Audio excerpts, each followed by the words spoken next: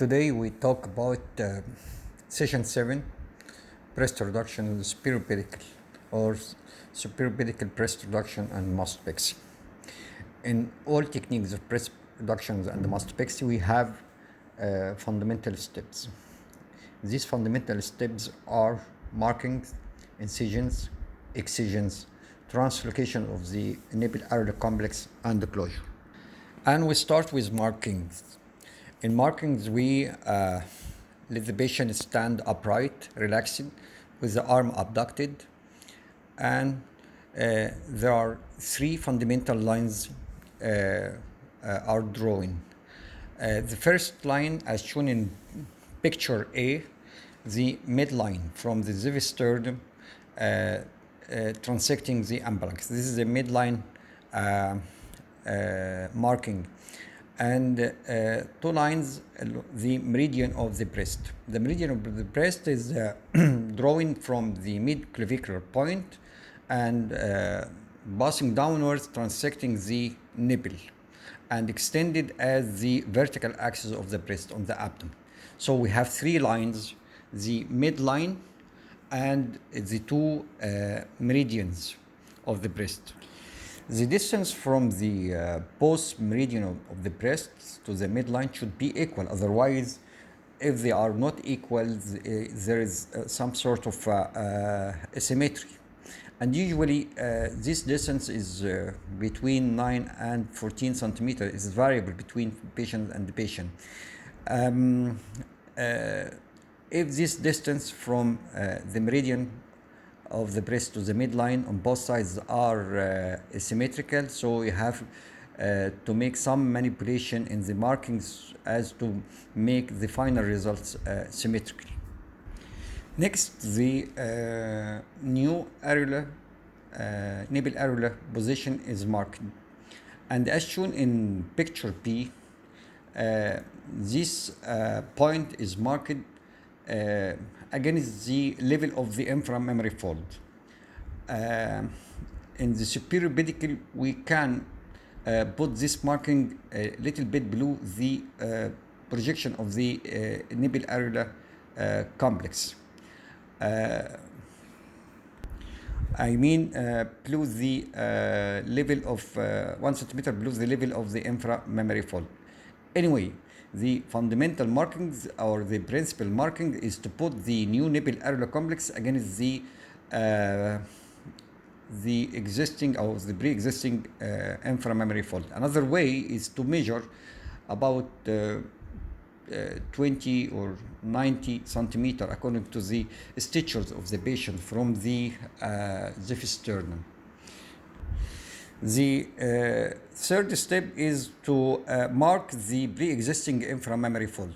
You have to do marking on the inframammary fold as during the surgery, and the patient is lying down on the table, not to miss the anatomy of the inframammary fold. So you have to mark the pre-existing inframammary fold. The fourth step is to mark around the nipple areolar complex or the circumference of the areola. Most of surgeons prefer to make the diameter of the areola about 42 millimeters or 4.2 centimeter diameter. This is the most accepted diameter in most surgeons. Next, you have to mark, as shown in picture C, to mark the arms of the new areola, and the distance of these arms is variable according to the size of the breast. As the size of the breast is large, these arms are drawing more divergent. If the breast is small, these arms are drawing more closer. Anyway, these arms should end at the half or midway or of the height of the areola. The next step is to mark the medial and lateral markings. The medial and lateral markings are made. The markings will determine the amount of breast tissue, and usually the extent of the skin to be resected. Again, with the patient facing forward, the breast is pushed laterally by one hand, and with the other hand, a line projecting the vertical axis is then drawn on the medial breast tissue or the breast spring. This line will represent the medial line. Then the breast is then displayed medially, and in a similar fashion, the lateral line is drawn. So as shown in picture A and picture B, the medial and lateral lines are drawn, and then these markings are then extended upwards to meet the areola marking. And also the lateral and medial and lateral markings will extend downward and towards the midline, and they join at a level at least 3-4 centimeters above the pre-existing inframammary fold. And we have to notice that the larger the breast and the larger the reduction, the greater the distance between the lower marking line and the pre-existing inframammary fold. And it's very important to maintain this distance between the pre-existing fold and lower marking to avoid extension of the vertical scar below the breast and onto the abdomen, as shown in picture C. The next step is deepicalization of the superior pedicle. Actually, we do facilitate and make it easy the deepicalizations. We inject 1 to 200,000 epinephrine saline underneath the skin, subdermal, and start the deepicalization using a 10 blade knife. The deepicalization include all the marked superior pedicles and extending 3-4 centimeters below the reduced areola, as shown in the picture. Deepicalization of the skin of the pedicle is done using a 10 blade. Usually we inject the subdermal 1 to 200,000 epinephrine salines to facilitate good plan for deepicalization as to reduce the bleeding. We deepicalize all the skin within the marking of the superior pedicle, and the deepicalization is extended about 2 centimeters below the reduced areola, as shown in the picture.